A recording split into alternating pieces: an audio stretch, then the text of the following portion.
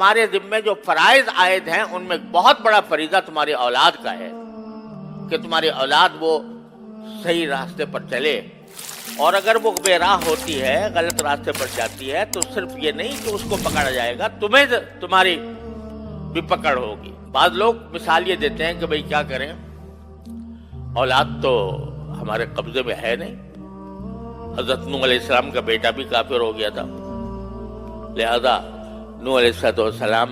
کا بیٹا اگر کافر ہو گیا تھا اس کی ذمہ داری حضرت نوح علیہ السلام پر تو نہیں آتی، تو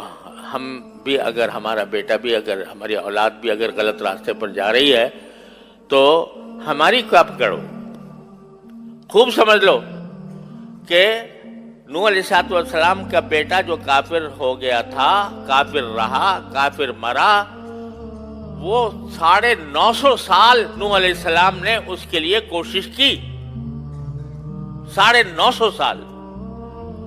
پھر بے شک جب آدمی ساری کوشش کر کے عاجز ہو گیا تو پھر بے شک اللہ تعالیٰ کے ہاں اس کی معافی ہوگی۔ لیکن آپ نے کتنے دن صرف کیے، کتنا وقت آپ نے اس کام پر لگایا کہ اپنی اولاد کو صحیح راستے پر رکھیں؟ آپ نے اس کو تعلیم ایسی دلوائی جس میں دین کا کوئی نام و نشان نہیں، آپ نے اس کو ایسے علاقوں میں بھیجا کہ جہاں اس کو بے دین ہونا ہی تھا، خود اپنے عمل سے آپ نے یہ کام کیا، تو پھر آپ وہ مثال نہیں دے سکتے۔ ایک اور بعض اوقات یہ مغالطہ ہوتا ہے کہ بھئی ہم نے تو اولاد کو بہت سمجھایا لیکن کیا کریں، مانتی نہیں۔ تو قرآن نے اس آیت میں جو میں نے ابھی آپ کے سامنے پڑھی تھی اس کے اندر اس کا بھی جواب دیا، یہ فرمایا کہ تم اپنے آپ کو بھی آگ سے بچاؤ، اپنی اولاد کو بھی آگ سے بچاؤ۔ یہاں لفظ جو استعمال کیا کہ آگ سے بچاؤ، اس میں خود ایک پیغام دے دیا کہ ایک فرض کرو تمہارا ایک نادان بچہ ہے، وہ آگ کی طرف بڑھ رہا ہے، دنیا کی آگ کی طرف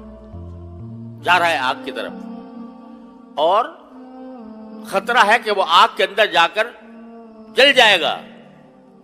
تو کیا تم صرف زبانی فہمائش پر اکتفا کرو گے؟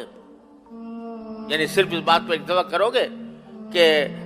بیٹا یہ آگ ہے، اس میں جل جاؤ گے، مت جانا اس میں، اور کیا کہ فارغ ہو جاؤ گے؟ اور اگر وہ آگے بڑھتا رہے تو کیا یہ کہو گے کہ بھئی ہم نے تو بہت سمجھایا ہے، جا ہی رہا ہے آگ کی طرف؟ کوئی باپ اس کو آگ کی طرف جاتے دیکھ کر صرف زبانی جمع خرچ پر اکتفا نہیں کر سکتی، آگے بڑھ کر اس کو گود میں لے کر اس کو وہاں سے ہٹائے گی۔ تو کوشش وہ معتبر ہے کہ جو جس طرح دنیا کی آگ سے تم ایک اپنی نادان اولاد کو بچاتے ہو، اس طرح اتنی ہی اہمیت کے ساتھ اس کو جہنم کی آگ سے بچانے کی فکر کرو۔